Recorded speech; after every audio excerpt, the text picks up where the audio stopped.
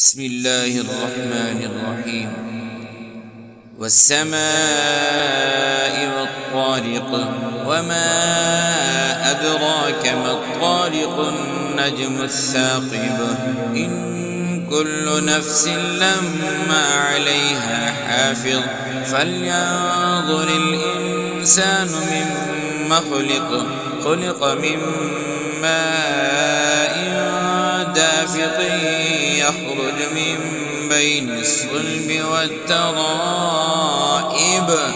إنه على رجعه لقادر، يوم تبلى السرائر، فما له من قوة ولا ناصر.